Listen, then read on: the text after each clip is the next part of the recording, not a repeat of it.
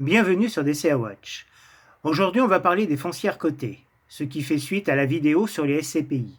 Et j'en profite pour ouvrir une nouvelle playlist qui va s'appeler Les actions de la communauté. Cela va me permettre de faire le suivi de plusieurs actions pour un secteur donné, comme par exemple les bancaires ou le secteur pétrolier.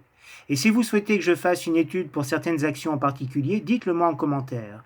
On pourra partager nos avis et peut-être découvrir de belles opportunités. Pour le secteur immobilier, j'ai sélectionné 4 actions ayant la plus forte capitalisation, auxquelles j'ai ajouté Nexity qui est une des rares à être éligible au PEA. Et vous allez comprendre pourquoi je n'ai aucune foncière cotée en portefeuille. En effet, si on avait investi au plus haut de 2020, juste avant la crise du Covid, on aurait vu les actions françaises gagner 17% en moyenne sur 3 ans, alors que les foncières ont toutes perdu au moins 50%, sauf Klépierre qui limite sa perte à moins 25%. Ce comparatif permet de tester à la fois la résilience des titres dans la tempête, mais aussi leur capacité à rebondir. Et là, comme on va le voir, les foncières se sont fait massacrer par le Covid, puis ensuite la guerre en Ukraine et la remontée des taux d'intérêt. Et les ETF du secteur immobilier nous montrent très clairement que c'est l'Europe qui en a payé le prix fort. Pour information, j'ai sélectionné 3 ETF. Le premier investi à 100% aux États-Unis, un ETF Monde notamment investi à 60% aux États-Unis, et un ETF investi dans les foncières européennes, comme Vonovia, Gecina, Unibail et Klépierre. Bien sûr, les liens sont tous en description. Si maintenant on croise la performance et le rendement, on peut voir l'ampleur des dégâts. Klépierre sort du lot en faisant la moins mauvaise performance avec un rendement correct de 4%, sachant qu'un ETF CAC 40 offre un dividende de 2,5% par an. Mais quoi qu'il en soit, l'immobilier américain a limité la casse par rapport à l'Europe. On peut rappeler que sur 30 ans, donc en incluant la crise immobilière des années 90, les SCPI offrent un rendement de 6-7% par an, alors que les foncières cotées suivent le même comportement que les actions du CAC 40, avec 2 fois plus de performance, mais en triplant la volatilité, comme si le marché ne tenait pas compte de leur spécificité en termes d'actifs immobiliers. Sur le long terme, en données mensuelles, on peut voir que le CAC 40 a été fortement impacté par plusieurs crises majeures. Le 11 septembre, en 2008 avec la crise des subprimes et dernièrement avec le Covid, sans oublier l'éclatement de la bulle Internet juste avant le 11 septembre. Et si on le compare avec les foncières, on remarque que ces différentes crises ont eu un impact différent. Par exemple, le 11 septembre a moins impacté le secteur immobilier contrairement à la crise des subprimes, d'où l'importance de diversifier les investissements par secteur. Par contre, le Covid puis la remontée des taux et la guerre en Ukraine ont achevé les foncières. Et on voit très clairement que l'immobilier américain a été relativement préservé en 2022 par rapport à l'Europe, qui se retrouve en première ligne de la nouvelle guerre froide. Actuellement, les foncières cotées semblent avoir retrouvé une certaine stabilité, et Klépierre a même retrouvé le chemin de la hausse, contrairement à Nexity qui s'enfonce toujours plus. Et plus loin, on verra pourquoi. En 2022, au plus bas de sa chute, le CAC 40 est revenu au niveau de 2020 juste avant la crise du Covid, alors que plusieurs foncières sont revenues à leur niveau de 2010 et que Nexity est même redescendu à son niveau de 2008 en pleine crise des subprimes. Mais le pire est pour Unibail qui est revenu à son niveau du début des années 2000. Et du côté américain, l'ETF évolue à plat depuis 2015. Entrons un peu plus dans le détail avec les ratios financiers. Klépierre est la seule à afficher une marge positive en 2023. Et pour Nexity, la marge me semble trop fragile. Il faut noter que ces deux sociétés affichent une dette sur EBITDA inférieure aux autres, ce qui est plutôt un bon point, sachant que c'est un secteur traditionnellement très endetté pour profiter de l'effet de levier. Même si la dette est stabilisée en 2023, globalement elle a tendance à diminuer si on regarde sur plusieurs années. Sauf pour Nexity qui a une dette plus importante en 2022 et 2023, ce qui veut dire qu'elle emprunte actuellement à des taux élevés et la charge de la dette impactera plus lourdement ses marges futures. Ensuite, seul Klépierre affiche un payout ratio inférieur à 100 pour 2024. Nexity envisage de distribuer 100% de ses bénéfices, ce qui n'est pas un gage de bonne gestion, surtout avec un endettement qui ne diminue pas rapidement. Et Gecina, avec 134% de distribution, utilise clairement l'emprunt pour continuer à verser un dividende. De leur côté, Unibail et Vonovia veulent aussi proposer un rendement, alors qu'elles anticipent un bénéfice par action négatif en 2024. Au vu de ces informations, je ne sais pas si on peut être rassuré sur la pérennité des dividendes. Mais essayons maintenant d'estimer un cours théorique. Selon moi, à PER constant, le cours devrait évoluer dans les mêmes proportions que le chiffre d'affaires. Et je prends en compte le chiffre d'affaires au lieu du bénéfice net par action, car c'est une donnée brute sans les retraitements comptables ni la prise en compte des éléments exceptionnels. C'est une méthode simple qui me permet de donner rapidement une estimation. En effet, le delta du chiffre d'affaires estimé en 2023, appliqué sur le cours constaté au 31 décembre 2022, me donne un cours estimé pour fin 2023. Et si on compare par exemple avec le consensus de cours de Boursorama, franchement on est dans le même ordre de grandeur. Intéressons-nous maintenant au cours de bourse, et commençons par le CAC 40.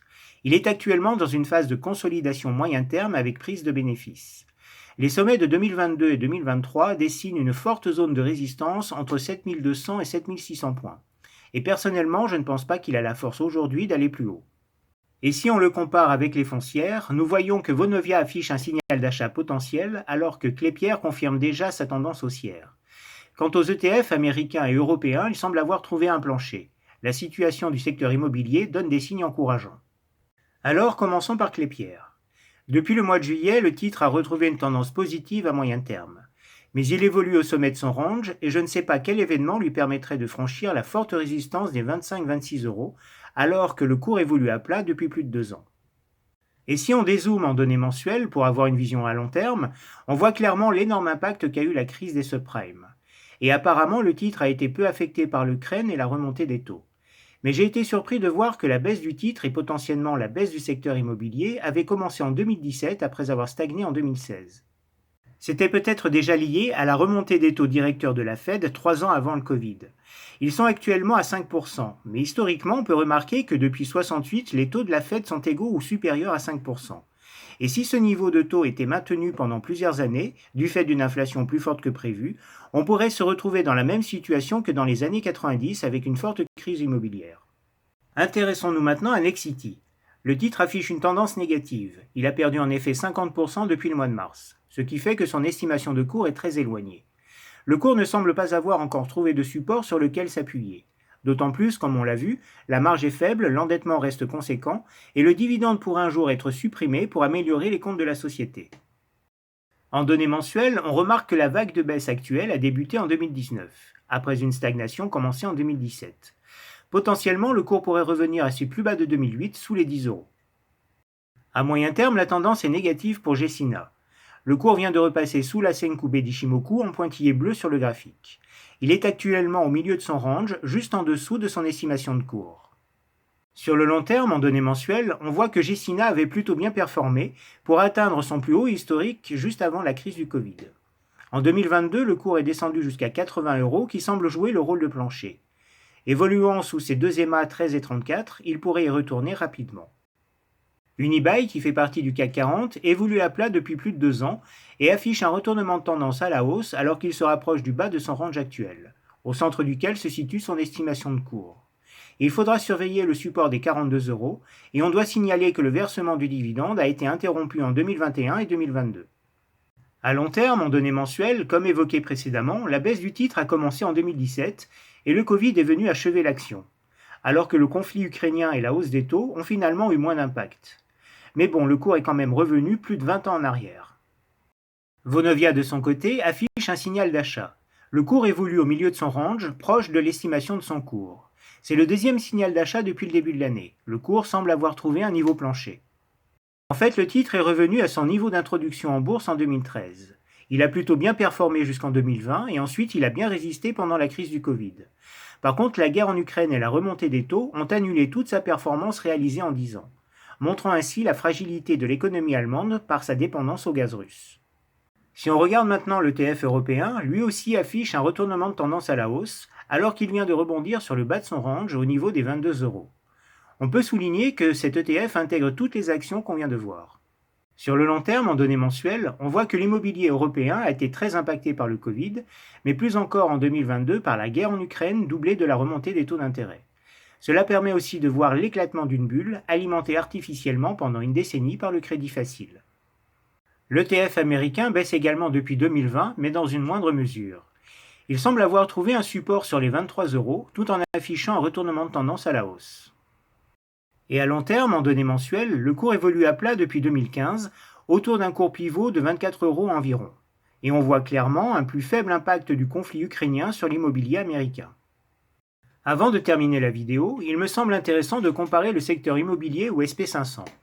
Depuis 2008, l'ETF des foncières américaines a suivi de manière parallèle le marché US dans sa globalité. Et c'est à partir de 2017 que les tendances ont divergé. On voit également que les actions ont rebondi plus rapidement en 2020 et 2022. Pour l'ETF européen, la période 2017-2018 a été moins impactante. Par contre, la baisse de 2020 a été accentuée par l'Ukraine et la remontée des taux, ce qui a annulé le rebond des foncières réalisé en 2021. Pour information, j'affiche également le comparatif avec l'ETF Monde. Il est composé notamment à 60% de foncières américaines et à 20% d'actions asiatiques. Sa contre-performance est quasi identique à l'ETF européen, mais avec beaucoup moins de volatilité. Donc, pour conclure, si je ne devais en garder qu'une, ce serait Klépierre. En tout cas, ses fondamentaux sont les plus intéressants et le cours dans une bonne configuration. Et du côté des ETF, l'immobilier américain me semble plus résilient. Personnellement, tant que les taux ne baisseront pas, je resterai à l'écart des foncières cotées, et je préfère garder mes SCPI. À titre de diversification, j'investis également dans du crowdfunding immobilier. Je dois bien sûr rappeler que ceci n'est pas un conseil en investissement, mais juste un partage d'expérience. Sur ce, bon investissement à tous.